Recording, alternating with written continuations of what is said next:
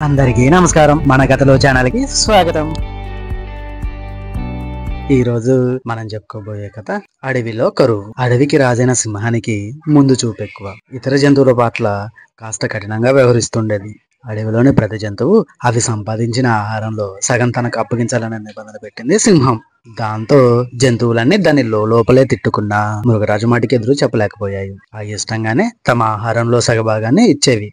కానీ నక్క మాత్రం ఆహారం దొరకలేదని, కొంతే దొరికిందని రకరకాలుగా చెప్పి కాస్తో కూస్తో ఇస్తూ తప్పించుకునేది. ఆ సంవత్సరం వర్షాలు లేక కరువు వచ్చింది. తిండి దొరక్క, నీళ్లు లేక జంతువులన్నీ ఆకలితో నకనకలాడిపోయాయి. అన్నీ కలిసి తమ బాధను మృగరాజుతో మొరబెట్టుకున్నాయి. మృగరాజు వాటిని ఒక గుహ వద్దకు తీసుకెళ్ళింది. అది ఆహార నిల్వ ఉన్న గిడ్డంగి. మృగరాజు కనిపించగానే అక్కడ కాపలాగా ఉన్నటువంటి ఎలుగుబంటి నమస్కారం పెట్టి అన్నింటినీ లోపలికి తీసుకెళ్ళింది.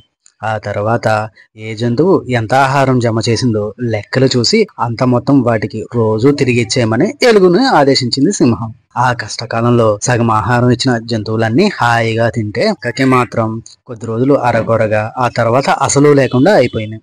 కరువుతో ఇతర జంతువులేవి నక్కకు ఆహారం ఇచ్చినందుకు ఇష్టపడలేదు.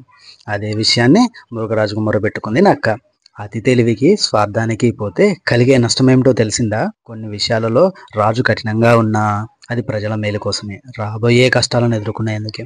ఇకనైనా స్వార్థం విడిచిపెట్టి కలిసిమెలిసి ఉండు అంటూ తన దగ్గరున్న ఆహారం ఇచ్చిన సింహం. బుద్ధి వచ్చిందంటూ తలదించుకొని ఇంటి దారి పట్టిందా నక్క.